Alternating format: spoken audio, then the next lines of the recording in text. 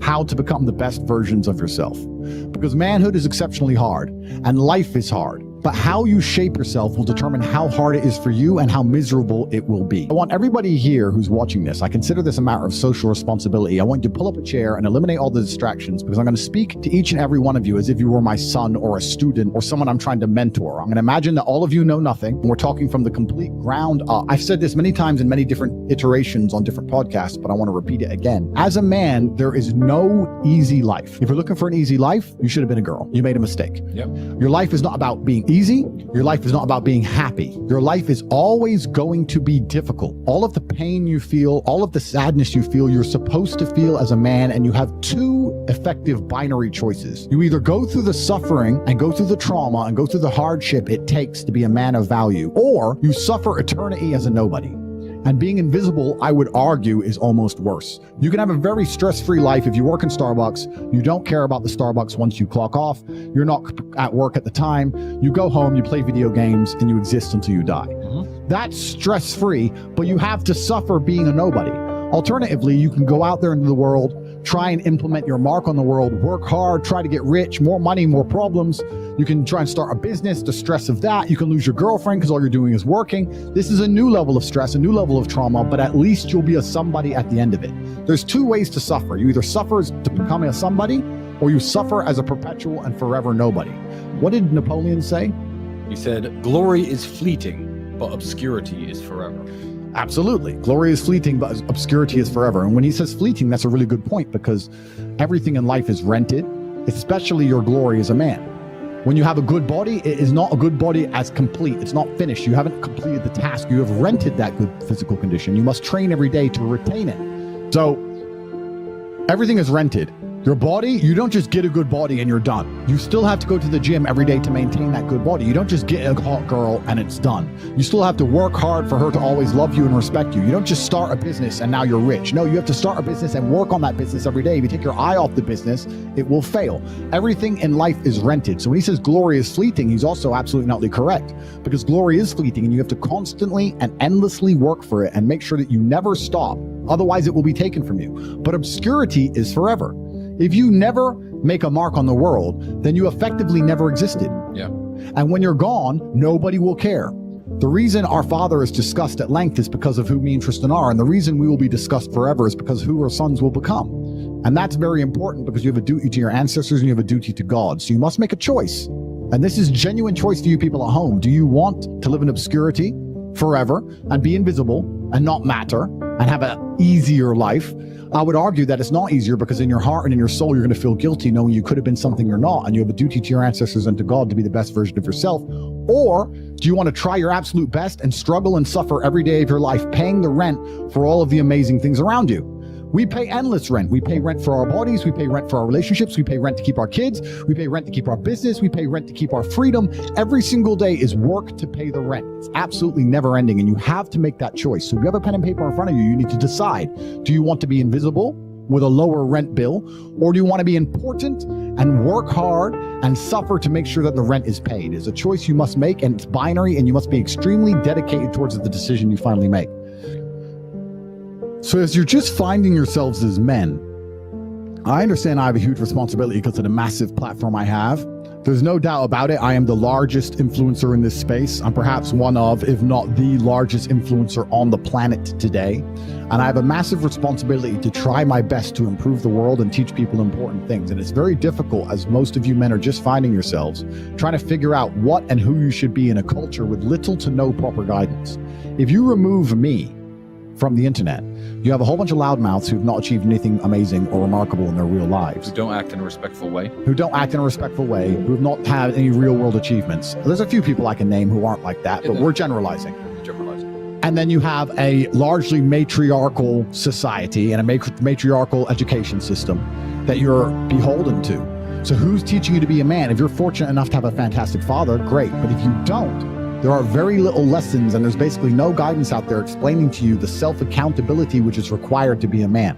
Everything we were just saying to you earlier about making the choice of being invisible or being highly important and paying the rent for one of those two choices, that's based around absolute and utter brutal self-accountability. You must accept the decision you want to make, and you must accept that everything is your fault. Everything is on your shoulders, regardless of what God throws at you. Give you an example. Me and you were in jail. Did we still have bills to pay? Did we still have mouths to feed? Absolutely we Did we still have a business to run?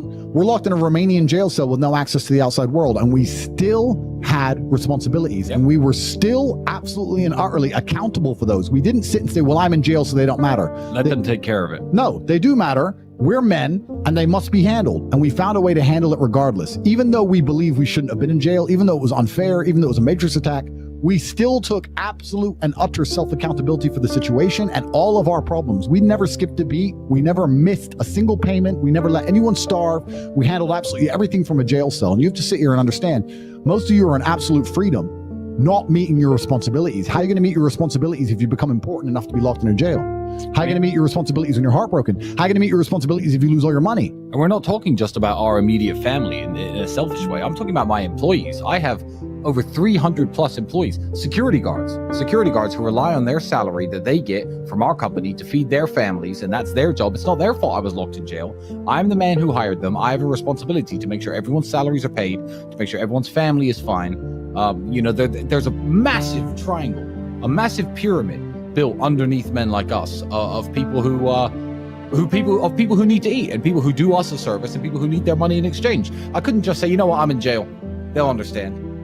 What would I expect these people to do? You know, this is their job. They work for me, and it's my responsibility to make sure everyone's getting their paycheck, even if I'm locked away, which is scary because how would you accomplish the same thing?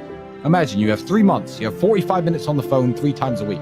That's all you get for 3 months. Would you be able to make sure that everybody you care about and everybody who depends on you and all the people who depend on you from a business perspective, all the people who work with you, work for you, are fed, provided for, getting their salary, getting their paycheck?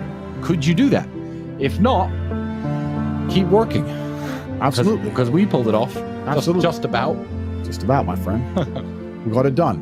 And we're preparing ourselves for anything else that might happen in the future to make sure we can always get it done. God didn't bring you in this world to be average. God didn't bring you in this world to wake up and die and just be another person that lived and died and didn't do anything significant in this world.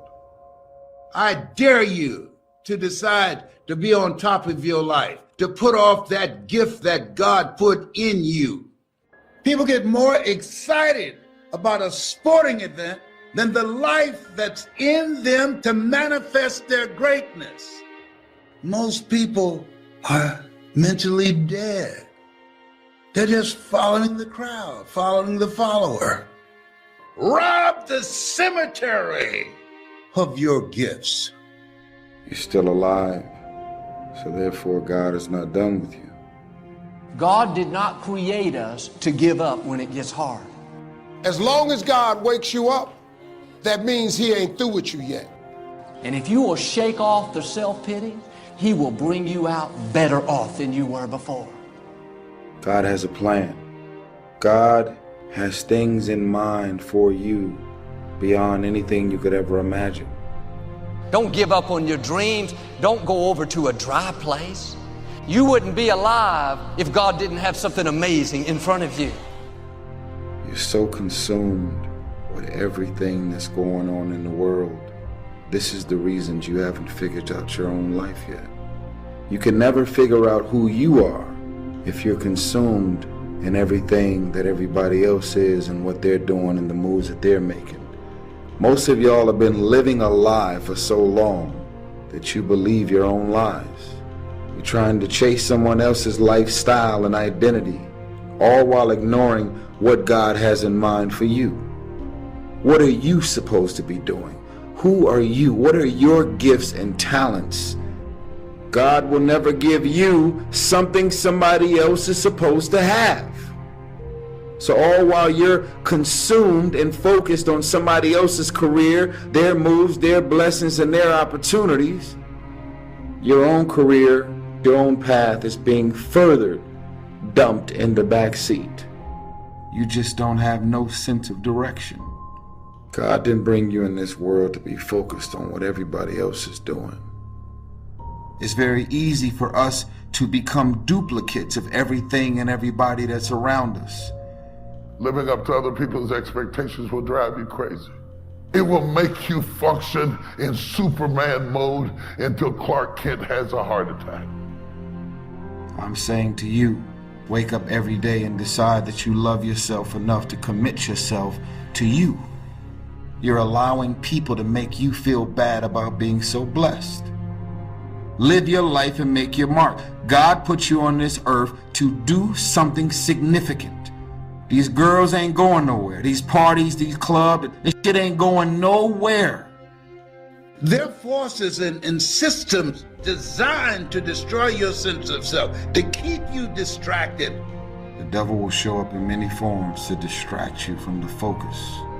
The devil is going to send you many obstacles so that you can lose your focus. These are noisy times we're living in right now. It's so loud right now that it is deafening. We got it coming through the media, 24-hour news cycles. We got it coming through social media. We've got it coming through the pandemic. We've lost normal. The noise in your family, the dates to meet, the this to do, the bills to be paid, and you're standing in the middle of so much noise. You live in it, you walk in it, you turn on your phone, and there's somebody you don't even know laying you out about something you don't even understand, and you have to live in the noise. It is the constant living under the threat that takes away our peace. I don't have to dance all night. Now I just want to be able to sleep all night. We've lost the sense of peace, the sense of contentment. We have to take something to go to sleep. We have to take something to keep us up during the day.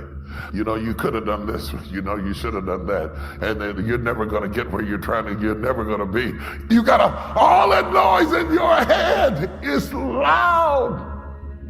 And you wake up as tired as you were when you went to bed because you went to sleep, but you never got rest. And you should understand this, that it was always going to be your family and your friends that would be the first ones to try and talk you out of your vision and your big idea. If I had paid attention to what people thought I was going to do with my life, I would not be Tyrese Gibson, multi-millionaire. Most of my friends, I drive them crazy because I'm so specific. Even if they tried, they couldn't get me off my path. Because when you see the invisible, you're able to do the impossible. And you don't have to be famous or rich or anything. Everybody in here got some noise. Everybody in here got some noise. Some phone calls that when you get them, you act like you didn't hear it ring. Because you don't need no more noise. You're bursting my eardrums with your story. Shut up. Right now I'm trying to handle my own mess. And I go past the news and I listen to their mess. And I got international noise going on. And it's not just outer noise, because I can cut off the TV, I can cut off the telephone, but the noise in my head. And yet you can't wait for the noise to quiet, to go ahead. You have to be able to go to work in the noise. And I'm going to encourage you to go to that basement. Every multi-millionaire and every multi-billionaire in this world have all decided that I'm going to commit myself to this career, this goal.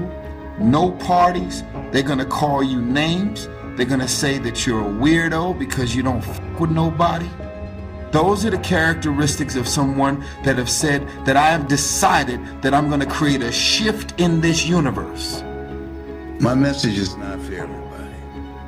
It's for people who've said, as I said one day, there's got to be more.